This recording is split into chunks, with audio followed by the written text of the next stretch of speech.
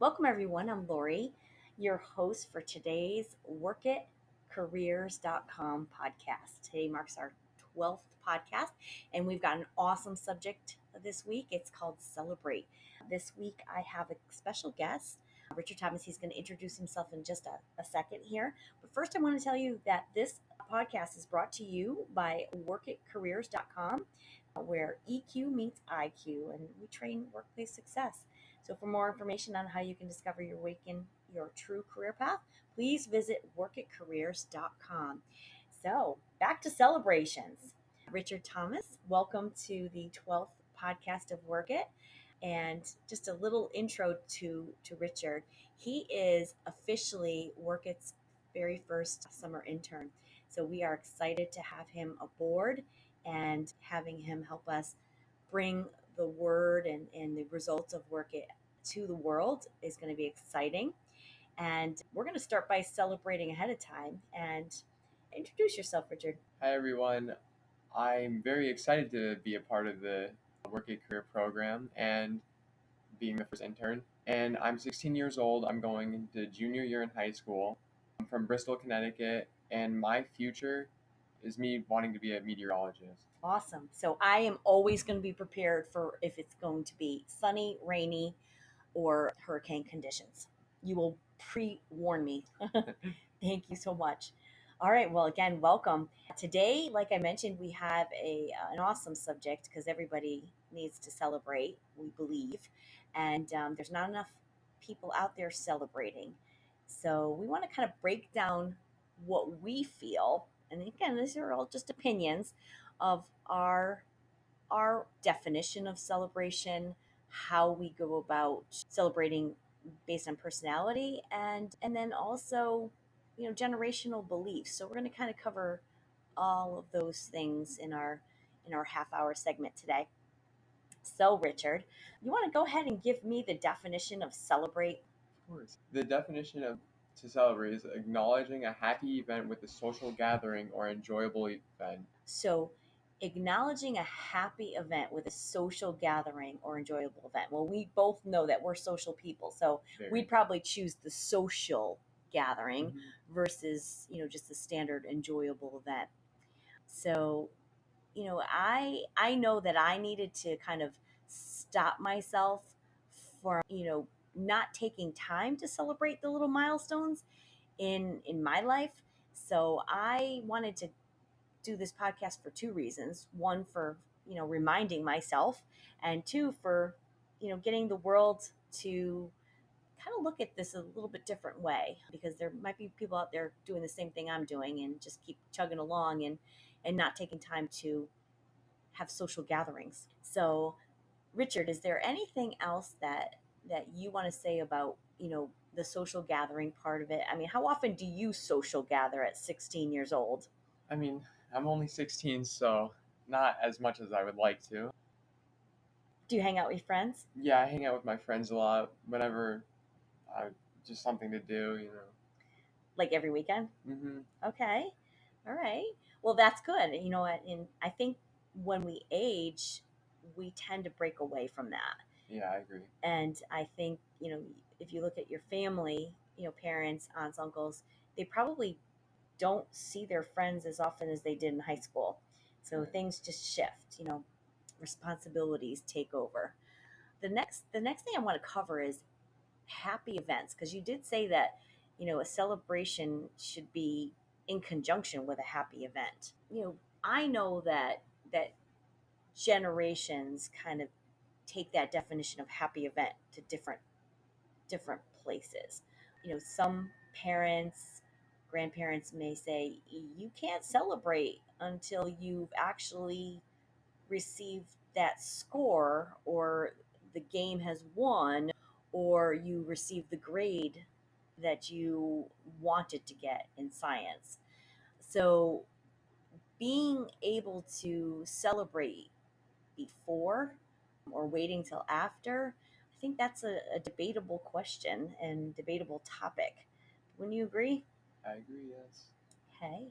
So, do you find, Richard, that you celebrate enough? If anything, I celebrate too much because with the school systems and everything now, I feel like people get rewarded for getting first place, second place, third place, fourth place, and so on. Like, I think the only people that should be getting rewarded is first and maybe second place. And then those are the people that deserve to celebrate. And more than likely, the people getting first and second place, actually, it's a natural strength that they have. They didn't probably have to work as hard as the people that are in third, fourth, fifth, sixth, and seventh. I think I've seen seventh place sometimes in sports events, which makes me scratch my head. But yeah, you're absolutely right. There's definitely a lot of recognition given to children in school systems, and I know that there's a generation called the trophy children, which is probably children that I've probably helped to raise, where people reward them for the smallest things since birth. So we can laugh about that, and how the word celebration doesn't mean that you're having a social gathering, a picnic to celebrate that milestone in that child's life, but you're giving them a material item, aren't you? A Yeah. material object, and I think that's different. I don't really believe that that goes into the celebration, at least from my perspective. I agree with that. So enjoyable events. That was another piece of the definition of celebrate. Enjoyable events. Like personality. Yeah, and that's really defined by personality. And Richard and I have a outgoing personality. We're good with talking with people and meeting strangers and things like that. But somebody who's introverted may get super stressed out. Here they thought they were going out to celebrate, but they're more stressed out than they ever would be before they went and celebrated. So, do we have friends like that? Yes, I think everyone has friends like that. They'd rather be introverted than be social and celebrate with other people. Do you feel bad when you're hanging out with your other friends and this one friend just wants to stay home and chill? I never feel bad because it's just their personality, and if they want to stay home and because that's how they feel comfortable, then that's how they'll celebrate. Okay, so you're respectful of that. Yes, So I've seen a lot of people try to put peer pressure on those which is introverted. never good. Never Never good. good. Never good. You lose friends that way. Mhm. So just respect that they want their quiet time and they recharge their batteries a little bit differently than Richard and I do. We'd rather go out and be socialites and you know and do it often, at least once a week, Yeah, right? maybe two So times. so I think that leads us to our next item. It's like, do we wait until we reach our goals to celebrate, Richard? I would say yes and no because if the goals are long term, then no. Like we should celebrate once we get to a certain checkpoint. And if the goal is short term, then If it's a short-term goal and you have yes, you yeah, have little accomplishments within that short-term goal, is it okay to treat yourself? I would say so. Yes. Okay. So I'm going to give an example. I have a student who's older, and he reached out to me about 3 months after he took the session with me. And in my session, we create 7 steps to your legacy. And this man reached out to me 3 months later and wanted to let me know that he was not going to be around for 2 weeks. Now, I'm not sure why he felt it was important to call me to let me know that he wasn't going to be around for 2 weeks, but I couldn't wait to find out. So he said he was traveling to Florida. And from there, I asked if he was going to visit family. And he said no. And I said, well, were you going by yourself? He said, absolutely, because that's his preferred method, I guess. And I asked, so can I ask why you're going to Florida? And his answer to me was that he was celebrating that he's reached step 5 out of the 7 in his work it plan. So in 3 months' time, he blasted through 5 steps, and he was taking time to go to Disney on his own and experience the positivity of Disney World. So, who's better than him? Right.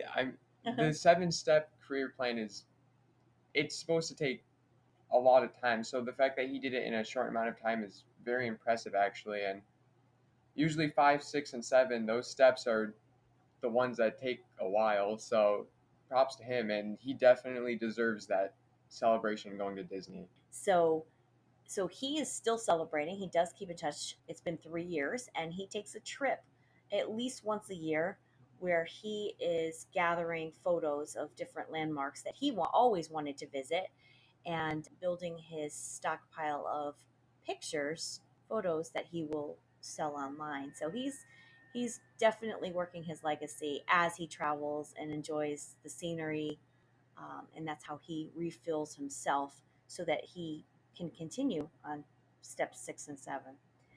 So I I'm going to spin off of you, Richard, because I think that it's important to celebrate as we go. So every day we're working towards something.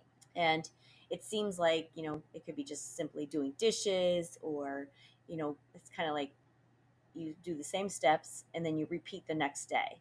And then eventually you catch yourself and say, okay, why do I keep doing the same things? Take care of the kids, pick up the groceries, pick up the kids, repeat the next day, and it becomes redundant. So you have to kind of spice up your own life. So when you look at these steps, and whether you're creating them themselves or doing a program like Work It, you catch yourself and say, am I doing something today that's impacting where I'm going tomorrow? Ooh, that was pretty powerful, right? Am I doing something today that impacts where I'm going tomorrow? And if the answer is yes, then you should be celebrating about it, because so many people lose focus on where they're supposed to be going tomorrow. And I'm a spontaneous personality, whereas Richard is more planned personality. So, even though we're both very social, what we find is he's going to keep me more organized and more structured this summer, which is going to be a great thing. I'm welcoming that. And I'm going to put a little bit more spontaneity into his life, and he's going to be like, wow. But he knows that on day one, because this is the first day of work. So, when there's no surprises like that, and we're both into, celebrating the little wins, I think it's going to be, viewed as successful. Yeah. So give me some examples of how you celebrate, Celebrating. or how your friends celebrate, maybe. So for my introverted friends, what they'll do for their little celebrations is it could be anything really. Like what they enjoy is watching Netflix, having a bowl of ice cream, and binge watching that show. And that's what they do to celebrate because they enjoy it so much. As for me, I'm very social and I love being around people and talking, clearly. And yeah, I just like being the life of the party and being very energetic because that's just who I am. So, and for me, I'm working with, you know students of all ages. I see that the younger students, like Richard said, are into the Netflix and binge watching, and they recharge by, having maybe some pet therapy around them, and a bowl of popcorn, and probably texting, because, introverted students tend to be okay with texting as long as they don't have to do face to face. Face to face drains them. So if they've just completed a race, they just got an A+ on their report card, And those introvert people are going to hang out at home, right? Yep, they're gonna celebrate with their family. Yep. And, some of them, when it's their birthdays, introverted friends tend to, Maybe invite the few friends they're comfortable around. yeah, and they're probably not feeling all that comfortable when somebody's singing happy birthday to them. Yeah, probably not. Yeah, you can kind of see it in their face. But then people like us that are very people We'll sing oriented, with them. we will sing with them, absolutely.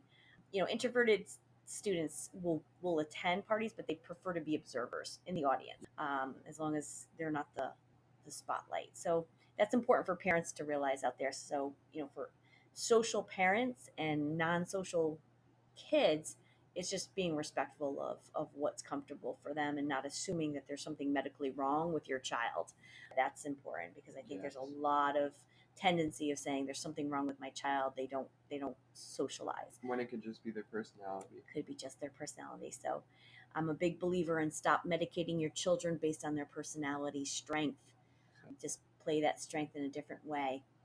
So let's talk about grandparents, parents, kids your age, Richard. There's some generational beliefs on work hard, play hard. I believe that the I believe that the older people get, the less they celebrate, and the younger generations, the upcoming generations, they're going to be celebrating more because what we talked about earlier about how now in this generation everybody gets rewarded, whether you're first or last, there's always a reward. And I feel like the older people wait too long to celebrate, and yeah, they should celebrate more. And maybe some of their family isn't around anymore to celebrate with, Exactly. and they missed it. So, that leads us to kind of our closeout today, and Powerful point. yeah, why we should not wait to celebrate. You know, a lot of, especially baby boomers, are like, okay, you work, work, work until you retire. Then you have plenty of time to celebrate. Mhm. Is that the answer? No, not really. I think that what you said even earlier, that if we're not doing something that's going to impact our life and who we are, then we shouldn't be celebrating. I think that if you're making an impact in your life, you need to celebrate, and you shouldn't wait to celebrate. You deserve it. And then what about that cheering squad behind you? Because, earlier before we aired today, I was talking with Richard about the Canadian goose, or the Canada goose. And when these geese do their formation, there's a lot of honking going on, a lot of cheering is what I would call it. And we know that the one goose that's in the front is going to get tired eventually because they have to work the hardest. But we know based on science that the one in the back is using the least amount of energy because the ones in the middle are pushing air through.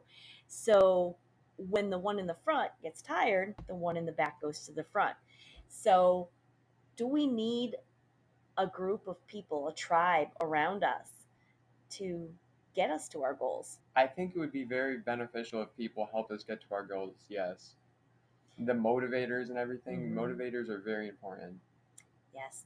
Even for the introverted students, is Yeah. making sure that they are getting their refuel. And it could be through pets, because a lot of introverted students and adults, yeah, they need like a pet therapy to recharge them, and that's okay.